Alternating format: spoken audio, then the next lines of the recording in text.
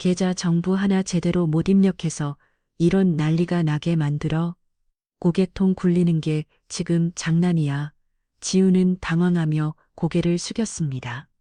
죄송합니다. 앞으로 더 주의하겠습니다.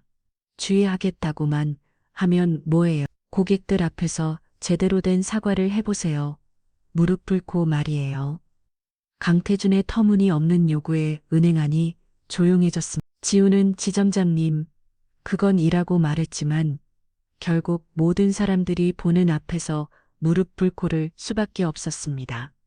눈물을 참으며 사과하는 면을 이를 보던 일은 넘은 한두영 할아버지가 자리에서 벌떡 일어났습니다. 이 사람아, 지금 이 조선시대도 아니고 직원이라고 해서 사람을 이렇게 대해도 된다고 생각해요. 평범한 할아버지의 분노가 은행 전체를 뒤흔들기 시작했습니다. 구독 부탁드리며 지금 이 내용을 어디서 듣고 계신지 댓글로 알려주세요. 따봉 좋아요를 눌러주시면 오늘 하루 큰 행운이 찾아옵니다. 그날도 평소와 다름없는 하루였어. 아침에 일어나 냉장고를 열어봤는데 어김없이 텅 비어 있더라고요. 혼자 먹을 반찬 만들기도 귀찮고 해서 매일 편의점 도시락으로 때우고 있었거든요. 아, 오늘도 또 편의점이고. 하지만 그때 문득 며느리 이지은이가 생각났어요. 우리 아들 민석이는 해외 발령으로 나가 있고 지은이는 독박 육아로 아이까지 키우며 은행에서 일하고 있어요. 얼마나 힘들까 싶어서 가끔 안부 전화를 하고 했는데 최근 들어 목소리가 많이 지쳐 있더라고요. 아버님 괜찮아요. 그냥 일이 좀 많아서 전화 통화할 때마다 힘없는 목소리로 대답하는 지은이를 보면서 뭔가 단순히 업무량이 많은 게 아닌 것 같다는 생각이 들었어요. 하지만 며느리가 먼저 말하지 않는데 제가 해먹기도 그렇고 그저 몸 챙기라는 말밖에 할 수 없었죠. 그날 아침 평소보다 일찍 마트에 갔어요. 지은이가 좋아하는 나물들을 샀죠. 시금치, 콩나물, 도라지 하나하나 정성스럽게 골라서 집으로 돌아왔어요. 부엌에서 반찬을 만들면서 생각해봤어요. 언제부터 인가 지은이와 제대로 된 대화를 나눈 적이 없었던 것 같아요. 아들이 해외에 나간 후로는 더욱 그랬고요. 며느리지만 우리 가족인데 혼자 뭔가 힘든 일을 겪고 있는 것 같은데도 제가 도와줄 방법을 몰랐어요. 이번에는 직접 갖다 줘야겠다. 보통은 택배로 보내거나 지은이가 집에 올 때 챙겨주고 했는데 이번에는 뭔가 직접 만나서 이야기를 해봐야겠다는 생각이 들었어요. 혹시 제가 도울 수 있는 일이 있을지도 모르잖아. 반찬을 다 만들고 나니 오후 2시쯤 되었어요. 지은이는 은행에서 일하니까 오후에 가면 될 것 같았어요. 깔끔하게 포장해서 가방에 넣고 간단히 몸단장을 했습니다. 거울을 보니 평범한 할아버지가 있더라고요. 회색빛 머리카락, 약간 구부정한 어깨, 낡은 전머를 입은 그냥 동네 어디서나 볼 수 있는 평범한 노인이었어요. 하지만 오늘만큼은 며느리를 위해서 뭔가 해보고 싶었습니다. 지하철을 타고 시내로 향했어요. 지은이가 일하는 은행은 강남에 있는 큰 지점이었어요.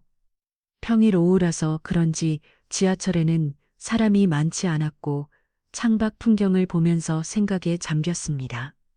지은이가 정말 괜찮을까? 최근 몇 달간의 전화 통화를 되돌아보니 점점 더 지쳐가는 것 같았어요. 처음에는 단순히 육아와 직장 생활을 병행하느라 힘든 거라고 생각했는데 뭔가 더 근본적인 문제가 있는 것 같았어요.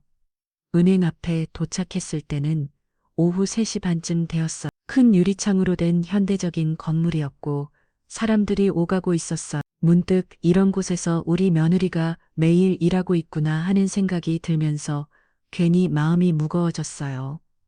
은행 안으로 들어가니 깔끔하고 세련된 인테리어가 눈에 들어왔어. 고객들이 번호표를 뽑고 기다리고 있었고 직원들은 각자 업무에 바쁜 것 같았어요. 저도 번호표를 뽑고 의자에 앉았습니다. 그때 멀리서 지은이가 보였어요. 고객을 응대하고 있는데 표정이 아지쳐 보였어요. 평소에 집에서 보던 밝은 모습과는 달랐죠. 뭔가 긴장한 것 같기도 하고 위축된 것 같기도 하고 저기 있구나. 지은이에게 손을 흔들어 인사를 하려고 하는데 갑자기 한 남자가 지은이에게 다가가는 게 보였어요. 정장을 입은 중년의 남성이었는데 표정이 심상치 않더라고요. 그 순간 은행 안의 분위기가 뭔가 달라지는 것 같았어요. 다른 직원들도 그 남자를 보면서 긴장하는 것 같고 지은이는 더욱 움츠러드는 것 같았어요. 제가 뭔가 잘못된 상황에 온 게 아닌가 하는 불안한 예감이 들기 시작했습니다. 번호표를 들고 앉아서 지은이를 바라보는데 뭔가 상황이 심상치 않다는 걸 직감적으로 느꼈어요. 그 정장 입은 남자가 지은이에게 다가가더니 뭔가를 지적하기 시작했거든요. 저는 그 남자가 누군지 몰랐지만 다른 직원들의 드다능을 보니 상당한 직급의 사람인 것 같았어요. 모든 직원들이 그 남자가 움직일 때마다 시선을 의식하고 있었거든요. 저 사람이 누구지 멀리서 봐도 그 남자의 표정은 좋지 않았어요. 지은이를 향해 뭔가를 엄하게 말하고 있는 것 같았는데 지은이는 고개를 숙이고 있더라고요. 평소에 당당하고 밝던 우리 며느리의 모습이 아니었어요. 주변 고객들도 하나, 둘씩 그쪽으로 시선을 돌리기 시작했어요. 은행이라는 곳이 원래 조용한 곳인데 뭔가 긴장감이 흐르고 있었거든요. 그때 옆에 앉은 아주머니가 작은 소리로 말하더라고요.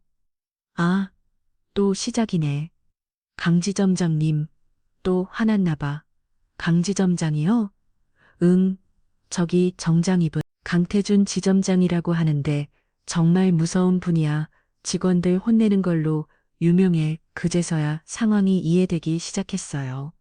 저 남자가 지점장이고 지은이를 혼내고 있는 거였어요. 하지만 공개적인 장소에서 고객들이 다 보는 앞에서 직원을 혼내는다는 게 말이 되나요? 강태준 지점장은 계속해서 지은이에게 뭔가를 지적하고 있었어요. 목소리는 들리지 않았지만 표정과 몸짓을 보면 상당히 격앙된 상태인 것 같았어요. 지은이는 그저 고개를 숙이고 있을 뿐이었고요. 저럴 필요가 있나? 다른 고객들도 불편한 표정을 짓고 있었어요. 은행에 일을 보러 왔는데 직원이 혼나는 걸 구경하게 되니까 분위기가 어색해졌거든요. 그런데 강태준 지점장의 목소리가 점점 커지기 시작했어요. 이제는 어느 정도 들릴 정도로요. 이런 식으로 일하면 어떻게 해요? 고객한테 피해가 가잖아요. 지은이가 뭔가 실수를 한 모양이었어요.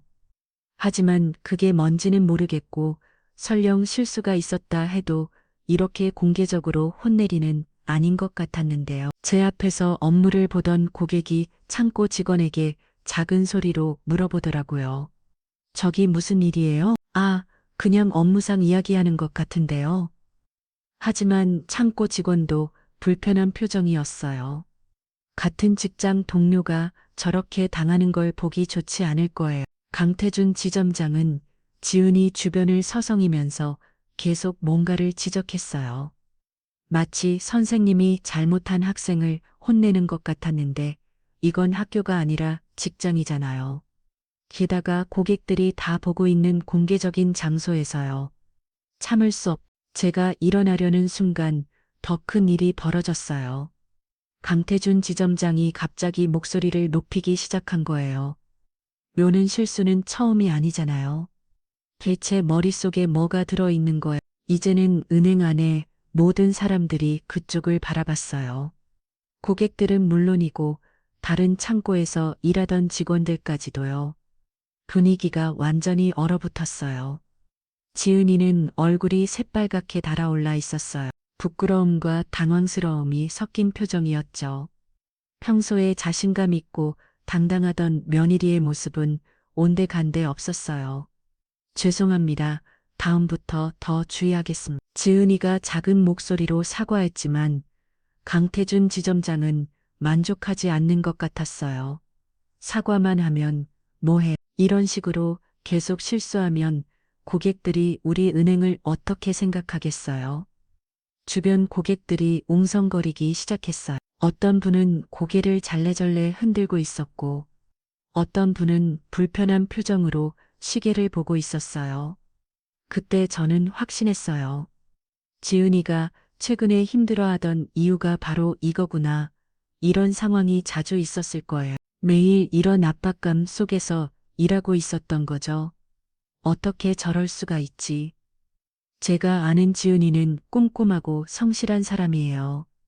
은행에 들어온 지도 몇 년 됐고, 나름대로는 인정받는 직원이라고 들었거든요. 그런 사람이 저렇게 당할 이유가 뭐가 있을까요? 강태준 지점장은 아직도 끝나지 않았어요. 이번에는 지은이의 복장까지 지적하기 시작했거든요. 옷차림도 그렇고 전체적으로 신경을 못 쓰고 있는 것 같은데요. 고객 응대하는 직원이 이런 모습이면 어떡해요? 지은이는 평범한 정장을 입고 있었어. 다른 직원들과 별다를 게 없는 단정한 복장이었죠. 하지만 강태준 지점장은 뭔가 트집을 잡고 있었어요. 옆에 있던 아주머니가 혀를 끌끌 차더라고요. 저런 너무 심하네 저 여직원이 뭘 그렇게 잘못했다고. 다른 고객들도 비슷한 반응이었어요. 처음에는 무슨 일인가 하고 구경하되 보던 사람들도 이제는 불편해하고 있었거든요. 그런데 상황이 더 심각해졌어요. 강태준 지점장이 지은이에게 더 가까이 다가가더니 다른 직원들도 불러 모으기 시작한 거예요. 다들 잠깐 여기 와 보세요. 좋은 반면교사가 있어서요. 이건 너무 심했어요. 한 사람을 다른 사람들 앞에서 공개적으로 창피를 주는 거잖아요. 직장에서 이런 일이 있어도 되는 건가요? 지은이의 얼굴이 점점 더 빨갛게 되어가고 있었어요. 부끄러움도 있겠지만 분노도 있을 거예요. 하지만 직장 상하 관계 때문에 아무 말도 못하고 있는 거죠. 저는 더 이상 참을 수 없었어요. 번호표를 꽉 쥐고 자리에서 일어나려고 했어요. 하지만 그때 더 큰 일이 벌어지기 시작했습니다. 강태준 지점장의 진짜 본색이 드러나기 시작한 거예요. 강태준 지점장이 다른 직원들을 불러 모으니 상황은 완전히 다른 양상으로 흘러갔어요. 이제는 단순한 지적이나 꾸준히 수준이 아니었거든요. 여러분, 이런 식으로 일하면 안 된다는 걸 보여드리려고 합니다. 강태준 지점장은 마치 강의라도 하는 것처럼 다른 직원들 앞에서 지은이를 지적하기 시작했어. 지은이는 그저 고개를 숙이고 서 있을 뿐이었고요. 고객들도 이제는 완전히 불편해하고 있었어요. 은행 업무를 보러 온 건데 이상한 구경거리를 보게 된 거잖아. 몇몇 분들은 아예 자리를 떠나기도 했어요. 이 직원이 오늘 어떤 실수를 했는지 아세요? 강태준 지점장이 다른 직원들에게 물어봤어요. 직원들은 대답하기 곤란한 표정이었죠. 이런 상황에서 뭐라고 대답해야 할지 모르겠어요. 고객 계좌 정보를 잘못 입력해서 10분이나 기다리게 했어요. 고작 10분이라고요? 고객 한 분의 소중한 시간 10분을 날려버린 거예요. 지은이가 한 실수가 그거였나 봐요. 계좌 정보를 잘못 입력해서 고객을 기다리게 한 거.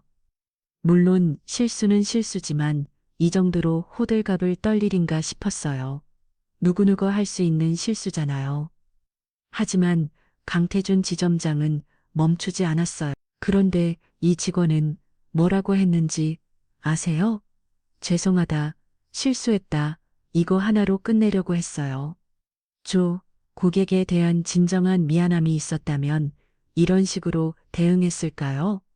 이제는 지은이의 사과 태도까지 문제 삼고 있었어요. 아무리 봐도 트집 잡기로 밖에 보이지 않았어요. 그리고 보세요. 이 사람 폭장을. 강태준 지점장이 지은이의 옷차림을 가리키며 말했어요. 셔츠도 구겨져 있고 머리카락도 정리가 안 되어 있어요. 이런 모습으로 고객을 응대한다고요? 저는 지은이를 자세히 봤는데 전혀 이상한 점을 찾을 수 없었어요. 다른 직원들과 똑같은 단정한 모습이었거든요. 아, 자금 지쳐 보이기는 했지만 그것도 이해할 만했어요. 혼자 아이 키우면서 직장 생활하는 게 얼마나 힘든데요. 그리고 이런 모습을 보면 집안 형편도 뻔하죠. 순간 은행 안이 조용해졌어요. 강태준 지점장이 한 말이 너무 충격적이었거든요. 직원의 집안 형편을 들먹인다고요? 이건 완전히 선을 넘은 거잖아요. 남편은 해외에 나가 있다면서요? 그러니까 집안에 제대로 된 어른이 없어서 이런 식으로 행동하는 거 아니에요? 지은이의 얼굴이 새하얗게 질렸어요. 이제는 업무상 실수를 지적하는 게 아니라 개인적인 가정사까지 들먹이며 모욕을 주고 있는 거였어요. 다른 직원들도 당황한 표정이었어요. 아무리 상사라고 해도 이런 식으로 말할 수는 없는 거잖아요. 지점장님, 그건 좀 옆에 있던 부지점장인 것 같은 여자 직원이 조심스럽게 말을 꺼냈어요. 하지만 강태준 지점장은 그녀를 날카로운 눈으로 바라봤어요. 최 부지점장도 이 직원을 감싸려고 하는 건가요? 그럼 당신도 책임져야죠. 최유라 부지점장이라고 하는 그 여자 직원도 할 말을 잃은 것 같았어요. 강태준 지점장의 권위에 눌려서 더 이상 말하지 못하고 있었거든요. 고객들 사이에서 운성거림이 더 커졌어요. 저런 너무 심하네 직장에서 저럴 수 있나? 저 여직원 정말 불쌍하다. 하지만 강태준 지점장은 아랑곳하지 않았어요. 오히려 더 심하게 몰아붙이기 시작했거든. 여러분, 이런 직원 때문에 우리 은행 이미지가 나빠지는 거예요. 우리 고객들이 뭐라고 생각하겠어요? 은행은 직원 교육도 제대로 안 시키는구나. 이렇게 생각하지 않겠어. 지은이는 이미 눈물이 글썽글썽한 상태였어요. 하지만 참으려고 노력하고 있었죠. 직장에서 오는 모습을 보이면 더 약한 사람으로 보일 수 있으니까요. 그런데 강태준 지점장은 거기서 멈추지 않았어요.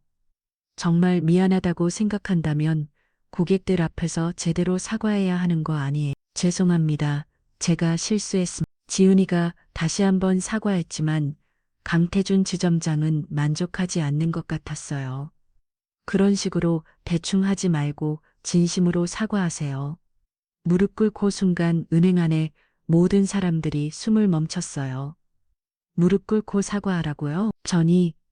이건 정말 말이 안 되는 요구였어요. 지점장님, 그건 너무 최유라 부지점장이 다시 말을 꺼냈지만 강태준 지점장은 단호했어요. 아니에요. 진정한 사과는 이런 거예요. 고객들에게 피해를 끼쳤으면 그의 상은 하는 사과를 해야죠. 지은이는 어떻게 해야 할지 몰라 하고 있었어요. 무릎 꿇는다는 건 너무 굴욕적인 일이잖아요. 하지만 거부하면 더 큰 문제가 생길 것 같았고요. 고객들도 이제는 완전히 불편해하고 있었어요. 누군가는 저건 너무 심하다고 중얼거리고 있었고, 누군가는 휴대폰으로 상황을 촬영하고 있기도 했어요. 결국 지은이는 천천히 무릎 꿇었어요. 눈물이 뺨을 타고 흘러내리고 있었지만 어쩔 수 없는 상황이었거든요. 죄송합니다. 제가 실수로 고객님들께 불편을 끼쳐드려서 정말 죄송합니다. 그 순간 저는 더 이상 참을 수 없었어요.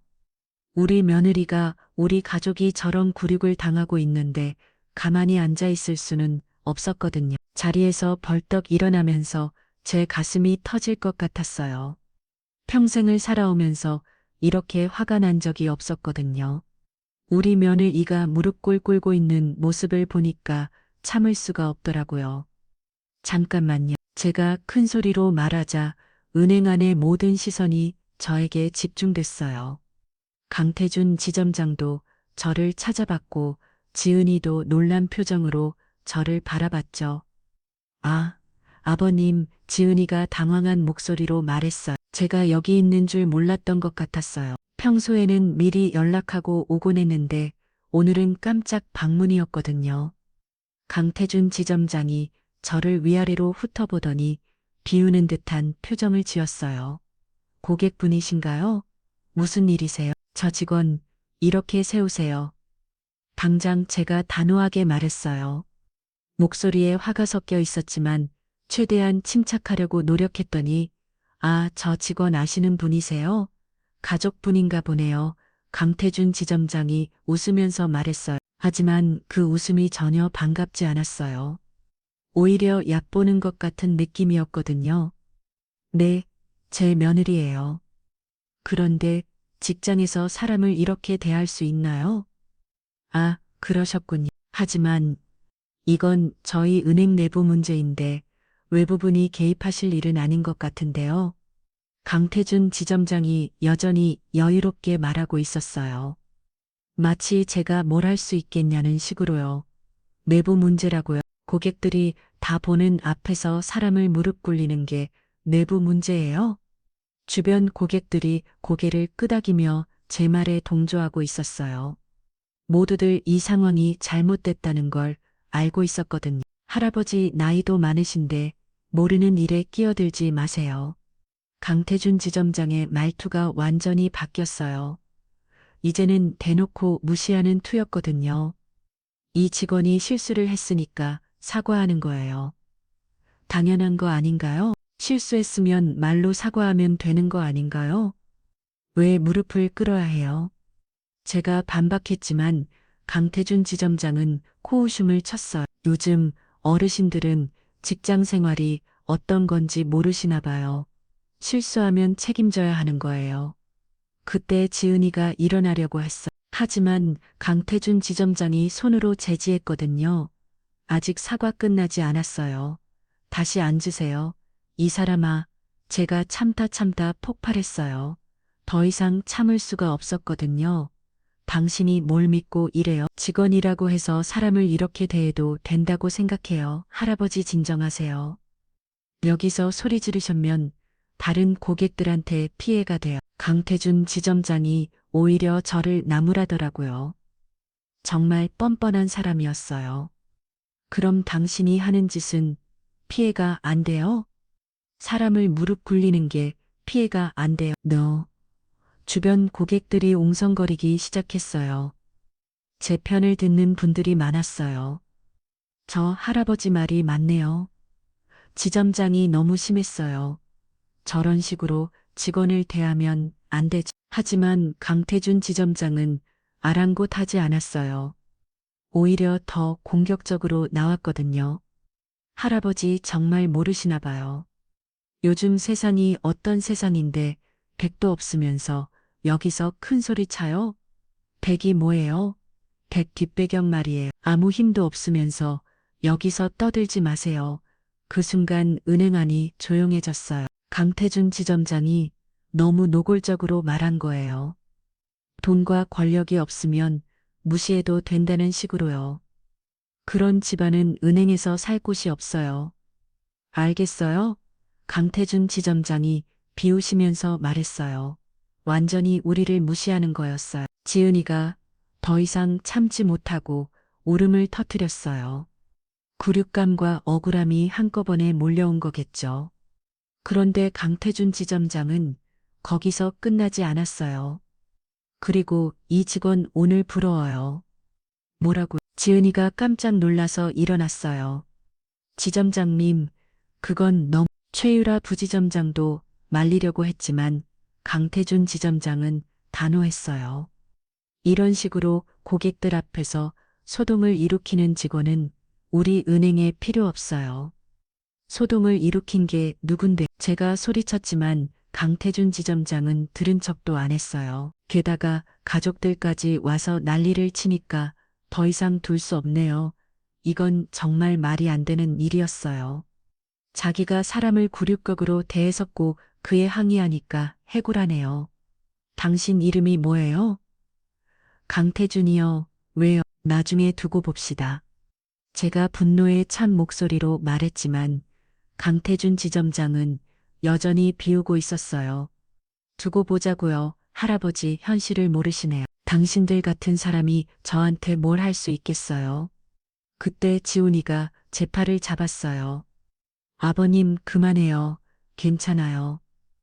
하지만 괜찮을 리가 없었어요. 우리 며느리가 억울하게 해고 당하는데 괜찮을 리가요. 괜찮지 않아요. 이건 말이 안 되는 일이에요. 하지만 지훈이는 이미 차대만 것 같았어요. 가방을 챙기면서 자리를 정리하고 있었거든요. 됐어요. 아버님, 집에 가요. 안 돼요. 이렇게 당할 수는 없어요. 제가 강태준 지점장을 향해 다시 한번 소리쳤어요. 당신 정말 후회할 거예요. 후회요? 제가 뭘 후회해요? 할아버지나 정신 차리세요. 강태준 지점장이 마지막까지 우리를 조롱했어요. 그리고 다른 직원들에게 말했죠. 자, 이제 정리됐으니까 모두 제자리로 돌아가세요. 마치 아무 일도 없었다는 뜻이요. 지훈이는 눈물을 흘리면서 은행을 나가려고 했어요. 저도 어쩔 수 없이 따라 나가야 했고요. 하지만 그때 제 가슴 속에서 뭔가가 끓어오르고 있었어요. 이대로 당할 수는 없다는 생각이 들었거든요. 은행을 나서면서 지훈이가 계속 눈물을 흘리고 있었어요. 제 마음도 찢어질 것 같았지만 뭔가 해야 할 일이 있다는 생각이 들었어요. 지훈아, 잠깐만. 아버님 괜찮아요. 다른 직장 구하면 돼요. 하지만 이건 괜찮은 일이 아니었어요. 저 사람은 분명히 다른 직원들에게도 똑같은 짓을 하고 있을 거예요. 누군가는 막아야 했거든요. 아버님 지훈이가 의아한 표정으로 저를 바라봤어요. 제가 갑자기 발걸음을 멈췄거든요. 잠깐만 기다려. 저는 지갑을 꺼냈어요. 그 안에는 오래된 은행카드 한 장이 들어 있었어요. 20년도 넘게 사용하지 않았던 카드였죠. 아버님, 뭐래요? 다시 들어가자. 네, 왜요? 지훈이가 당황했지만 저는 이미 마음을 고쳤어요. 이번에는 정말로 저 사람의 콧대를 꺾어 놓을 생각이었거든요. 은행 안으로 다시 들어갔어요. 강태준 지점장은 다른 직원들과 이야기하고 있었는데 저희가 다시 들어오는 걸 보고는 짜증스러운 표정을 지었어요. 또 뭐예요? 일 끝났다고 했잖아요. 한 가지 업무가 더 있었어요. 제가 차분하게 말했어요. 아까와는 완전히 다른 톤이었죠. 업무요? 할아버지가 무슨 업무가 있다. 강태준 지점장이 비웃으면서 말하다가 갑자기 멈췄어요. 제가 꺼내 은행 카드를 보고서요. 그 카드는 정말 오래된 거였어. 장이틱도 낡았고 글씨도 거의 지워져 가고 있었거든요. 하지만 여전히 유희한 카드였어요. 이 계좌 잔액 조회 좀 해주세요. 제가 카드를 내밀었어요. 강태준 지점장은 그 카드를 받아들고는 의아한 표정을 지었어요. 이게 뭐예요? 20년도 넘은 카드 같은데. 그래도 유의한 카드예요. 확인해 주세요. 강태준 지점장이 할 수 없이 카드를 받았어요. 그리고 창구 직원에게 건네주면서 말했죠. 이거 잔액 조회 좀 해봐요. 창구 직원이 카드를 받아서 컴퓨터에 넣었어요. 그리고 화면을 보더니 깜짝 놀라는 표정을 지었어요. 오, 이상한데, 뭐가 이상해요? 그에 강태준 지점장이 물어봤어요. 잠깐만요. 다시 해볼게요. 창구 직원이 다시 한번 조회를 해봤어요. 그리고는 더욱 놀란 표정을 지었죠. 지점장님, 이거 뭐가 어떨다고 그래요? 강태준 지점장이 짜증스럽게 말하면서 화면을 보려고 했어요. 그런데 그 순간 그의 얼굴 표정이 완전히 바뀌었어요. 화면에 나타난 숫자를 본 거예요. 이게 뭐예요? 강태준 지점장의 목소리가 떨리고 있었어요. 다른 직원들도 화면을 보려고 몰려들었죠. 화면에는 이렇게 표시되어 있었어요. 12억 원이었어요. 은행 안이 순식간에 조용해졌어요. 고객들도 직원들도 모두 그 숫자를 보고 있었거든요. 잠깐 이거 오류 아닌가요? 강태준 지점장이 당황하면서 말했어요. 오류 아니에요. 다시 한번 확인해 보세요. 제가 차분하게 말했어요. 창구 직원이 다시 한번 조회를 해봤지만 결과는 똑같았어요. 12억 원이 그대로 화면에 떠 있었거든요. 이게 정말이에요. 강태준 지점장이 믿을 수 없다는 표정으로 저를 바라봤어요. 정말이죠. 제가 거짓말할 이유가 있나요? 그제서야 강태준 지점장이 제가 누구인지 깨닫기 시작한 것 같았어. 단순한 동네 할아버지가 아니라는 걸 말이죠. 지훈이도 깜짝 놀란 표정이었어. 자기 시아버지가 이런 거에게 돈을 가지고 있다는 걸 전혀 몰랐던 거예요. 아버님, 이게 정말이에요? 응, 정말이야. 사실 저도 더 악한 자네 글 몰랐어요. 20년 넘게 건드리지 않았던 계좌였거든요. 젊은 시절 사업을 하면서 모아둔 돈인데 아내가 살아있을 때부터 비상금으로 생각하고 있었어요. 아내가 돌아가신 후에도 그냥 그대로 두었죠. 쓸 일도 없었고 복잡한 금융 상품으로 굴릴 생각도 없었거든요. 그런데 이렇게 이자가 붙고 붙어서 10익이 된 거였어요. 강태준 지점장의 얼굴이 새파랗게 질렸어요. 자기가 방금 전까지 무시하고 조롱했던 사람이 10익 원의 거액을 가진 VIP 고객이었다는 걸 깨달은 거죠. 다른 직원들도 옹성거리기 시작했어요. 대박 갭이 10억이라고. 진짜 VIP네. 고객들도 마찬가지였어요. 아까까지 평범한 할아버지라고 생각했던 사람이 알고 보니 엄청난 부자였던 거예요. 그런데 말이죠, 지점장. 제가 강태준 지점장을 바라보면서 차분하게 말했어요. 아까 뭐라고 했죠? 백도 없는 사람은 은행에서 설 곳이 없다고 했나요? 강태준 지점장이 대답하지 못하고 있었어요. 상황이 완전젠 뒤바뀐 거거든요. 이 정도면 백이 있는 건가요? 없는 건가? 제 목소리는 여전히 차분했지만 은행 안에 모든 사람들이 그 의미를 알 수 있었어요. 진짜 게임이 시작되는 거였거든요. 강태준 지점장의 얼굴을 보니까 정말 재미있더라고요. 아까까지 그렇게 거만하게 굴던 사람이 이제는 말도 제대로 못하고 있었거든요.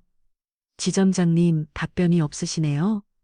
제가 다시 한번 물어봤어요. 목소리는 여전히 차분했지만 은행 안에 모든 사람들이 상황의 심각성을 느끼고 있었어요. 그게 죄송합니다. 강태준 지점장이 더듬거리면서 사과하기 시작했어요.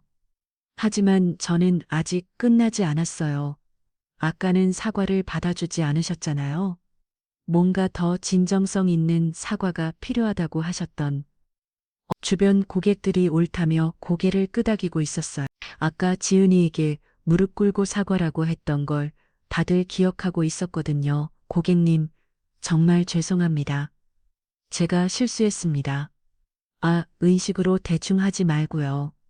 아까 우리 며느리한테는 뭐라고 했지? 무릎 꿇고 사과라고 하지 않았나요? 은행 안이 조용해졌어요. 모든 사람들이 숨을 죽이고 상황을 지켜보고 있었거든요. 강태준 지점장이 당황한 표정으로 주변을 둘러봤어요. 하지만 아무도 그를 도와주려 하지 않았어요. 다른 직원들도 그가 평소에 어떻게 행동했는지 알고 있었으니까요.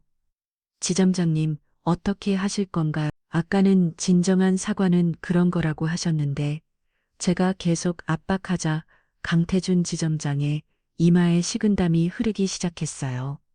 고객님, 그건 혹시 제가 거액 예금자라는 걸 알았으니까 달라지는 건가요? 그럼 돈이 없는 사람은 함부로 대해도 되고 돈이 많은 사람은 특별 대우해야 하는 건가요? 제 질문에 강태준 지점장은 대답하지 못했어요. 뭐라고 답변해도 곤란한 상황이었거든요.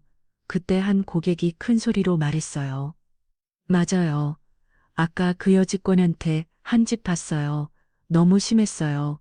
그러게요. 무릎 꿇고 사과하라니 말이 되나. 다른 고객들도 하나 둘씩 목소리를 높이기 시작했어요. 그동안 불편하게 지켜봤던 상황에 대한 분노가 터져 나오는 거였어요. 사과해요. 제대로 무릎 꿇고 사과하세요. 고객들의 목소리가 점점 커졌어요. 강태준 지점장은 완전히 궁지에 몰린 상황이었죠. 고객님들, 진정해 주세요. 하지만 고객들은 진정할 기미가 보이지 않았어요.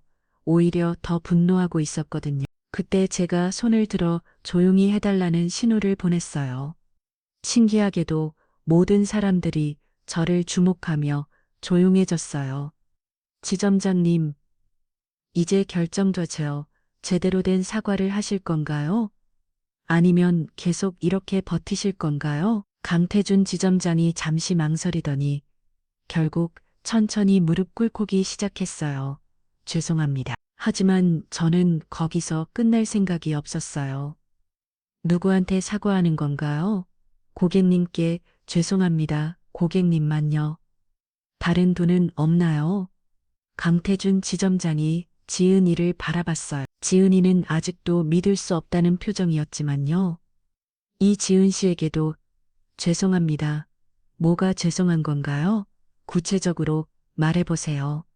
공개적으로 모욕을 준 것과 부당하게 해고 통보를 한 것에 대해 죄송합니다. 고객들 사이에서 박수 소리가 터져나왔어요.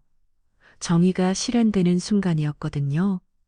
하지만 저는 아직 끝나지 않았어요. 진짜 중요한 건 이제부터였거든요. 지점장님 사과는 잘 들었고요. 그런데 말이죠. 제가 일시 정지를 하듯 말을 멈췄어요. 은행 안의 모든 사람들이 제 다음 말을 기다리고 있었어요. 저는 이 은행과의 모든 거래를 끊을 생각입니다. 순간 은행 안이 다시 조용해졌어요. 12개골의 거액을 다른 은행으로 옮기겠다는 말이었거든요. 강태준 지점장의 얼굴이 더욱 창백해졌어요. 이런 거액의 고객을 잃는다는 것은 그에게는 치명적인 일이었거든요. 고객님, 그건 왜요? 못하나요? 제 돈이 제가 어디에 맡기는 제 자유 아닌가요? 아니에요. 그런 게 아니라 그럼 뭐가 문제예요? 아까는 백 없는 사람은 은행에서 설 곳이 없다고 하셨잖아요. 그럼 백 있는 사람은 자유롭게 선택할 수 있는 거 아닌가요? 강태준 지점장은 더 이상 할 말이 없었어요. 자신이 한 말에 자신이 걸린 셈이었거든요. 그때 최유라 부지점장이 다급하게 나섰어요. 고객님, 저희가 잘못 용서해 주세요. 부지점장님은 별로 잘못한 게 없는 것 같은데요. 아까 말리려고 하시던데. 하지만 제가 더 적극적으로 막지 못했습니다. 그것도 잘못입니다. 최유라 부지점장도 무릎을 꿇었어요. 상황의 심각성을 정확히 파악하고 있었던 거죠. 다른 직원들도 하나 둘씩 고개를 숙이기 시작했어요. 모두들 평소에 강태준 지점장의 권위에 눌려서 아무 말도 하지 못했던 것에 대한 죄책감이 있었을 거예요. 자, 이제 어떻게 할까요? 제가 다시 말했어요. 제가 이 돈을 다른 은행으로 옮기면 이 지점에서는 상당한 손실이 있을 텐데요. 그래도 괜찮나요? 강태준 지점장이 이제는 완전히 잘망적인 표정이었어요. 12억 원의 예금을 잃는다는 것은 그의 경력에 치명적인 타격이 될 테니까요. 고객님, 제발 한 번만 용서해 주세요. 용서요? 아까는 용서 같은 거 없다고 하시지 않았나요? 켰냐? 실수하면 책임져야 한다고요. 고객들이 다시 박수를 쳤어요. 제 말 한마디 한마디가 통쾌했던 모양이에요. 그때 한 고객이 큰 소리로 외쳤어요. 잘했어요. 저런 사람은 혼나야 해요. 맞아요. 우리도 다른 은행으로 갈아타요. 다른 고객들도 동조하기 시작했어요. 강태준 지점장의 행동에 불쾌감을 느꼈던 사람들이 한둘이 아니었던 거죠. 우리도 계좌 해지할게요. 이런 은행 못 믿겠어요. 상황이 점점 심각해지고 있었어요. 저 혼자만의 문제가 아니라 다른 고객들까지 등을 돌리려고 하는 상황이었거든요. 강태준 지점장은 이제 완전히 패닉 상태였어요. 고객님들 제발 저 하나 때문에 하지만 고객들의 분노는 쉽게 가라앉지 않았어요. 그때 제가 다시 손을 들어 조용히 해달라고 신호를 보냈어요. 자, 모든 분들 진정하세요. 제가 한 가지 제안이 있어요. 모든 사람들이 저를 주목했어요. 지점장님, 우리 면을 이폭직시키세요. 그리고 공개적으로 사과문을 게시하세요. 그럼 생각해 볼게요. 정말이세요? 네, 하지만 조건이 있어요. 무슨 조건이든지 앞으로 직원들을 이런 식으로 대하면 그리고 모든 직원들 앞에서 공개 사과하세요. 강태준 지점장이 고개를 끄덕였어요. 알겠습니다. 그렇게 하겠습니다. 그 순간 은행 안에 박수 소리가 터져 나왔어요. 정의가 승리한 순간이었거든요. 그로부터 사흘 후 은행에서 전화가 왔어요. 본점에서 직접 찾아뵙겠다는 내용이었죠. 아버님 괜찮으실까요? 지은이가 걱정스러운 표정으로 물어봤어요. 그 사이에 상황이 어떻게 돌아가고 있는지 궁금해하고 있었거든요. 괜찮을 거야. 우리가 잘못한 게 없으니까. 사실 저도 본점에서 어떤 반응을 보이지 궁금했어요. 하지만 두렵지는 않았어요. 진실은 하나니까요. 약속 시간에 맞춰 본점에서 김성우 전문하는 분이 찾아오셨어요. 정중한 인상의 50대 중반 남성이었는데 표정이 상당히 심각해 보였어요. 안녕하세요. 한두영 고객님. 저는 본점 김성우 전문입니다. 안녕하세요. 먼저 이번 일로 인해 고객님과 고객님 가족분께 큰 불편을 끼쳐드린 점 진심으로 사과드립니다. 김 전무님이 정중하게 인사를 하면서 사과했어요. 강태준 지점장과는 완전히 다른 태도였죠. 이미 해당 지점장과 관련 직원들에 대한 조사를 완료했습니다. 그리고 엄중한 조치를 취했음을 알려드립니다. 어떤 조치를 취하셨나요? 제가 궁금해서 물어봤어요. 강태준 지점장은 즉시 해임 조치했습니다. 그리고 최유라 부지점장은 정직 3개월 처분을 받았습니다. 부지점장님까지 그분은 말리려고 하시던데. 하지만 관리 감독의 책임이 있습니다. 이런 일이 발생하도록 방치한 것에 대한 책임을 져야죠. 김 전무님의 말이 맞았어요.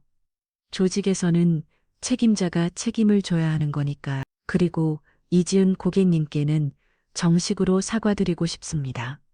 김 전무님이 지은이를 향해 깊숙이 인사했어요. 이번 일로 인해 받으신 정신적 피해에 대해 진심으로 사과드립니다. 그리고 몇 가지 제안이 있습니다. 제안이 지은이가 의외라는 표정으로 물어봤어요. 먼저 즉시 복직 처리해드리겠습니다. 그리고 이번 일에 대한 보상 차원에서 특별 승진을 제안드립니다. 특별 승진이 네, 대리에서 과장으로 승진시켜드리겠습니다. 그리고 본점 근무도 가능합니다. 지은이가 깜짝 놀랐어요. 상상도 못했던 제안이었거든요. 하지만 제가 그런 자격이 있을까요? 물론입니다. 고객님의 근무 성적과 평가를 모두 검토해 봤는데 충분히 승진할 자격이 있으십니다. 오히려 그동안 제대로 평가받지 못한 것 같아 안타깝네요. 김 전무님의 말을 들으니 지은이가 그동안 얼마나 억울했을지 짐작이 갔어요. 능력이 있는데도 제대로 인정받지 못했던 거죠. 그리고 한두영 고객님께도 제안이 있습니다. 김 전무님이 저를 향해 말했어요. 저희 은행의 VIP 고객으로 모시고 싶습니다. 전용 담당자를 배정해드리고 최고의 서비스를 제공하겠습니다. 감사하지만 굳이 그렇게까지 하실 필요는 없어요. 아닙니다. 이번 일은 저희 은행의 명예와 직결된 문제입니다. 반드시 최선을 다해 서비스해드리겠습니다. 김 전무님이 정말 진심으로 사과하고 있다는 걸 느낄 수 있었어요. 그리고 한 가지 더 부탁이 있습니다. 뭔가 이번 일을 계기로 저희 은행 전체의 직원 교육을 다시 실시하려고 합니다. 고객 서비스와 직원 인권에 관한 교육을 말이죠. 혹시 강연을 해주실 수 있을까요? 제가요? 깜짝 놀랐어요. 제가 무슨 강연을 할 수 있겠어요? 고객의 입장에서 직접 경험하신 내용을 말씀해 주시면 직원들에게 큰 도움이 될 것 같습니다. 생각해보니 나쁘지 않은 제안이었어요. 다른 직원들이 강태준 지점장 같은 실수를 하지 않도록 도울 수 있다면요. 그런 취지라면 해보겠습니다. 정말 감사합니다. 김 전무님이 진심으로 고마워하는 모습이었어요. 그 후 일주일 뒤에 은행 전 직원을 대상으로 한 교육이 있었어요. 저는 고객의 입장에서 이번 경험을 이야기했고 직원들은 진지하게 들어주었어요. 특히 인상 깊었던 건 젊은 직원들의 반응이었어요. 많은 분들이 평소에도 비슷한 고민을 하고 있었다는 걸 알 수 있었거든요. 고객님, 정말 용기 있는 일을 해주셔서 감사합니다. 한 젊은 여직원이 교육 후에 와서 인사했어요. 저희도 가끔 비슷한 상황을 겪는데 항상 참고 넘어갔거든요. 앞으로는 더 용기를 내보겠습니다. 이런 반응들을 보니까 이번 일이 헛되지 않았다는 생각이 들었어요. 지은이도 본점으로 발령받아서 새로운 출발을 했어요.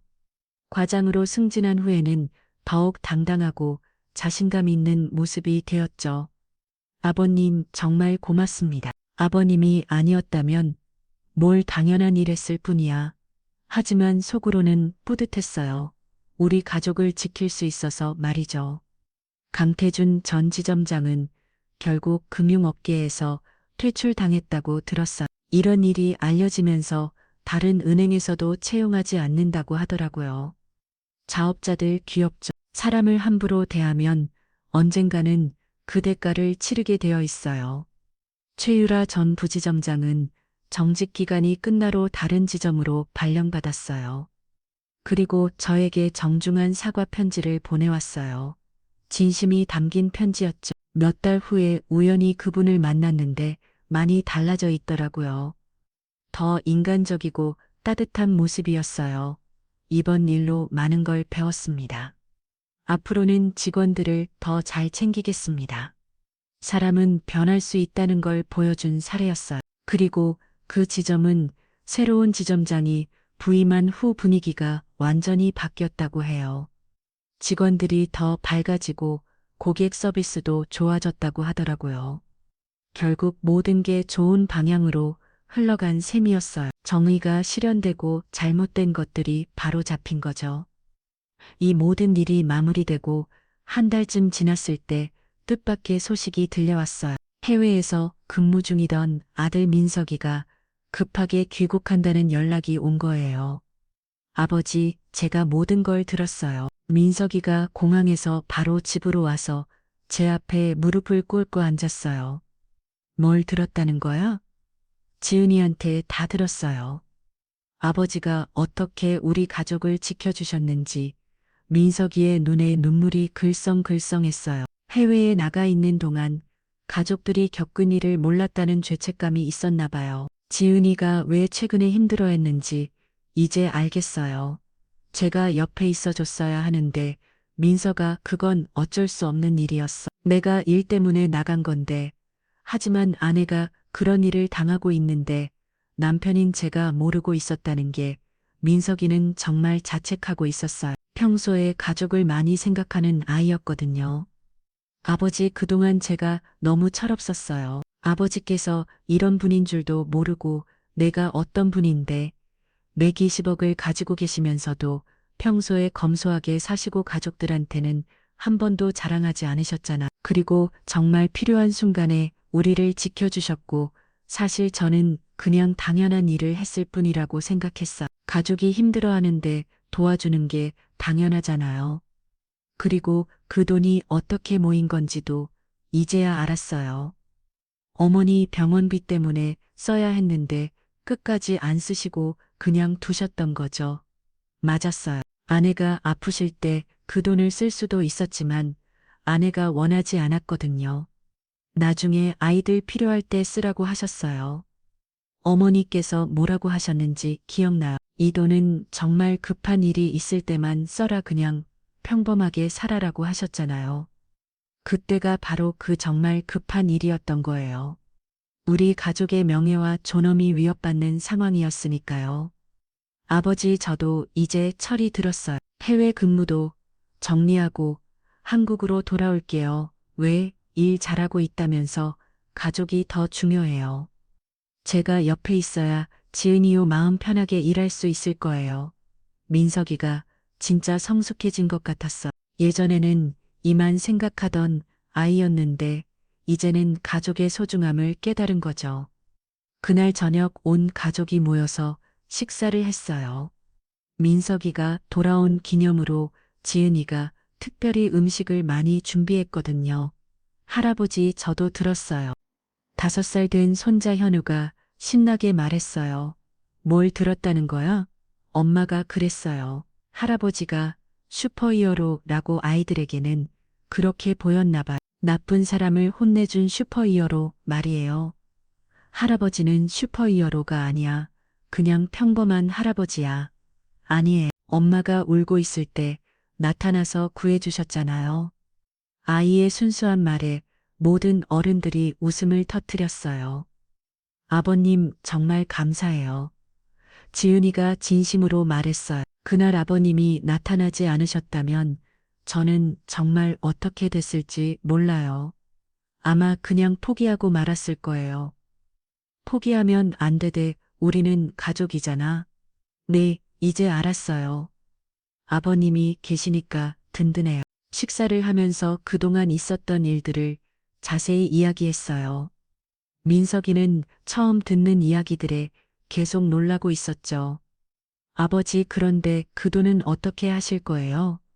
뭘 어떻게 12억이면 엄청난 돈인데 그냥 은행에만 두실 건가요? 그래, 그냥 두려고 굳이 건드릴 필요 없어. 사실 저는 그 돈에 별로 관심이 없었어요. 이미 필요할 때 써봤으니까 됐거든. 그래도 뭔가 의미 있는 일에 써보시는 건 어때요? 의미 있는 일? 예를 들어 직장에서 괴롭힘 당하는 사람들을 도와주는 단체에 후원한다든지. 민석이의 제안이 나쁘지 않았어요. 그것도 좋겠네. 생각해 볼게. 그리고 아버님, 지훈이가 조심스럽게 말했어요. 제가 본점에서 일하게 되면서 알게 된 건데 다른 지점에도 비슷한 문제들이 있는 것 같아요. 그래, 네. 몇몇 지점장들이 아직도 예전 방식으로 일하고 있어요. 직원들이 힘들어하는데도 모르는 척하고 그럼 그것부터 바꿔보자 정말이에요? 지훈이가 논란별적으로 물어봤어요. 이미 한 지점을 바꿨는데 다른 곳도 바꿀 수 있지 않을까? 너는 내부 사정을 잘하니까 도움이 될 거야. 좋은 생각이에요. 아버지, 민석이도 동조했어요. 저도 돕겠어요. 회사에서 HDR 업무도 해봤으니까 노하우가 있어. 이렇게 해서 우리 가족은 새로운 프로젝트를 시작하게 되었어요. 직장 내 괴롭힘을 없애고 건전한 직장 문화를 만드는 일이었죠. 몇 달 후 저희는 작은 재단을 설립했어요. 건강한 직장 만들기 재단이라는 이름으로요. 그 취임 20억의 일부를 출연해서 만든 거였어요. 지훈이는 재단에서 상담 업무를 맡았고 민석이는 기업 교육 프로그램을 개발했어요. 저는 명예이사장이라는 이름으로 가끔 강연을 다녔고요. 할아버지 텔레비전에 나왔어요. 어느 날 현우가 신나서 달려와서 말했어요. 저희 재단 활동이 뉴스에 소개된 거였어요. 할아버지가 진짜 유명해졌어요. 하지만 저는 유명해지려고 한 일이 아니었어요. 그냥 필요한 일을 한 것뿐이었거든요. 1년 후 재단을 통해 도움을 받은 사람들이 100명을 넘어섰어요. 직장에서 부당한 대우를 받았던 분들이 용기를 내서 문제를 해결할 수 있도록 도운 거였죠. 아버님 덕분에 정말 많은 분들이 도움을 받고 있어요. 지훈이가 보고서를 보여주며 말했어요. 특히 젊은 직장인들 사이에서 반응이 좋아요. 도영 할아버지 같은 든든한 뒷배가 있어서 용기가 난다고 하시는 분들이 많아요. 도영 할아버지라고 내 인터넷에서 그렇게 부르고 있어요. 평범한 할아버지가 불의에 맞서서 가족과 정의를 지켜낸 이야기가 많은 사람들에게 감동을 주고 있거든요. 사실 저는 여전히 평범한 할아버지라고 생각했어요. 그냥 해야 할 일을 했을 뿐이었거든요. 그런데 어느 날 정말 뜻밖의 소식을 들었어요. 강태준 전 지점장이 저를 찾아왔다는 연락이었어요. 정말 만나시겠어요? 지훈이가 걱정스럽게 물어봤어요. 만나보자. 뭐 할 말이 있나 보지. 네. 약속 장소에서 만난 강태준은 많이 달라져 있었어요. 예전의 거만한 모습은 온데간데 없고 많이 초라해 보였어요. 고객님, 아니 한 어르신 강태준이 깍듯하게 인사했어요. 저 이렇게 찾아온 이유는 사과드리려고요. 이미 그때 사과받았는데 아니에요. 그때는 진심이 아니었어요. 그냥 상황이 급해서 어쩔 수 없이 한 사과였어요. 적어도 솔직하게 말하고 있었어요. 지금은 정말로 잘못했다는 걸 깨달았어요. 그동안 얼마나 많은 사람들을 상처 주고 살았는지, 그래서 용서해 달라는 말씀을 드리려는 건 아니에요. 제가 한 일은 용서받을 수 없는 일이니까요. 그럼 뭘 원하는 거야? 기회를 달라는 말씀을 드리고 싶어요. 다시 시작할 기회를 강태준이 진심으로 반성하고 있다는 걸 느낄 수 있었어요. 어르신께서 하시는 재단 일에 도움이 되고 싶어요. 봉사라도 하면서 제가 저질렀던 잘못을 조금이라도 갚고 싶어요. 정말이야? 네, 정말입니다. 저 같은 사람이 다시는 생기지 않도록 제 경험을 나누고 싶어요. 생각해보니 나쁘지 않은 제안이었어요. 가해자가 직접 나서서 경험을 들려준다면 더 큰 효과가 있을 수도 있겠죠. 그럼 한번 해보자. 정말이세요? 던 조건이 있어. 진짜 진심으로 해야 해. 쉬워하려는 마음이면 안 돼. 네, 알겠습니다.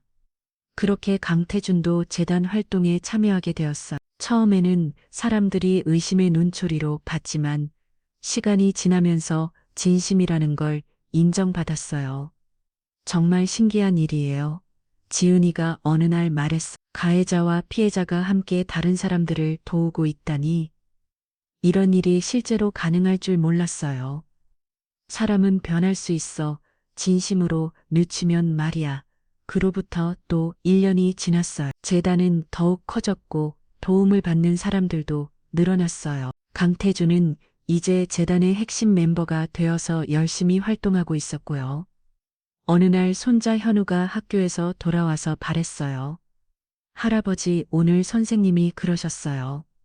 우리 할아버지가 정말 멋있다고. 선생님이 왜 그러셨을까? 할아버지가 나쁜 사람들을 착한 사람으로 바꾸는 마법을 쓴다고 하셨어요. 아이의 말에 웃음이 나왔어요. 마법이라 그런 게 있다면 좋겠지만 실제로는 그냥 사람을 믿어주는 일이었어요. 그날 저녁 온 가족이 모여 앉아서 그동안의 일들을 되돌아봤어요.